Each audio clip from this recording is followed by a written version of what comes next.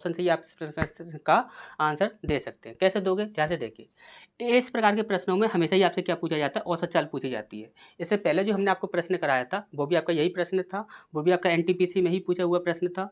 अब यहाँ पर देखिए ये भी आपका एनटीपीसी में पूछा हुआ प्रश्न है। अब यहाँ पर हमने बोला कि चाल कितनी दी गई है, तो यहाँ पर 1, 2 और 3, 3 चाल आपकी दी गई है। तो हमने बोला कि 3 से सीधा डिवाइड करके देख लो, जैसे कि हमने पहले किया था। वहाँ पर आपकी 4 चाल दी गई है थी और यहाँ पर आपकी 3 चाल दी गई हैं। तो हमने बोला 3 से डिवाइड करके देख लो कौन सा आपका आंसर होगा, वो 100% डिवाइड हो रहा होगा, 3 से डिवाइड नहीं हो रहा है।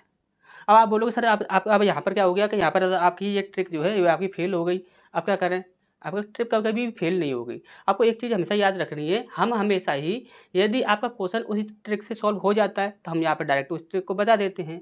यदि उस ट्रिक का यदि आप ऑप्शन में फंस जाते हो तो हम वहाँ पर किसी और वीडियो हो या कोई भी आपका वीडियो हो, या फिर ये आपका वीडियो डायरेक्ट आ गया, इसी वीडियो में आपके डायरेक्ट दोनों क्वेश्चन आ गए। अभी मान के चलो अभी हम उस क्वेश्चन को किसी और वीडियो में कराते, उस टाइम पर आप उस ट्रिक को लगाते।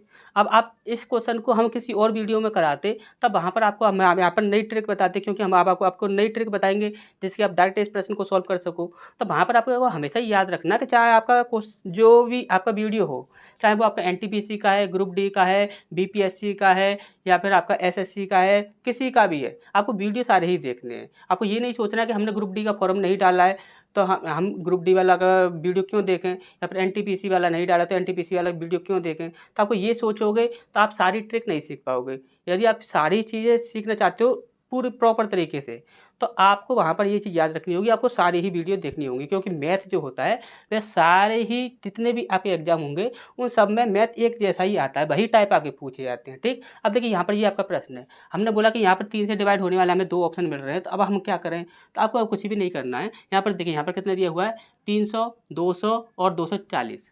हमने बोला कि इनका एलसीएम ले लो। आप बोले सर एलसीएम निकालने में हमें बड़ी बड़ी दिक्कत होती है। यहाँ पर देखिए ये कितनी बड़ी बड़ी संख्या है, इनका एलसीएम कैसे लेंगे? तो आप यहाँ पर देखिए ये 24 जो है वह 3 से डिवाइड हो रहा है, 2 से डिवाइड हो रहा है। अब आप यहाँ पर देखिए, आप बोलोगे सर यहाँ पर इसका एलसीएम निकालेंगे तो आपका पता नहीं यार कितना एलसीएम निकलेगा, हमें नहीं पता। हमने बोला कि एलसीएम आपको इसके निकालने की ज़रूरत ही नहीं है। हमने बोला कि यहाँ पर देखिए आपको एक और शॉर्ट ट्रिक बता देते हैं एलसीएम निकालने की। उसमें आपको क्या करना है, यदि आपकी ये संख्या आपकी 3 से भी डिवाइड हो रही है, 20 से भी डिवाइड हो रही है, तो आप यहाँ पर ज़्यादा कीजिए, क्या कीजिए, यहाँ पर 240 तो ये हो ही रहा है, यहाँ पर 1 जीरो और बढ़ा दीजिए। अब आप 1 जीरो और बढ़ा दोगे तो 1 जीरो से 1 जीरो कैंसिल हो जाएगा सबका, और यहाँ पर ये आपकी पूरी पूरी संख्या डिवाइड हो जाएगी। यानी कि अब ये 300 से भी डिवाइड हो जाएगी, 200 से भी हो जाएगी, इससे भी हो जाएगी। अब हमने बोला कि यहाँ पर कितना 24 है, 24 है तो इसे कैसे लिख सकते हो? तो 3 अट्ठे 24। हमने 3 से देख लिया तो 3 से तो आपके 2 ऑप्शन डिवाइड हो रहे हैं। हमने बोला 8 से देख लो, 8 से देखें तो 8 से ये ऑप्शन आपका डिवाइड होगा नहीं, 8 से सिर्फ यही ऑप्शन आपका डिवाइड होगा, यही आपका आंसर हो जाएगा।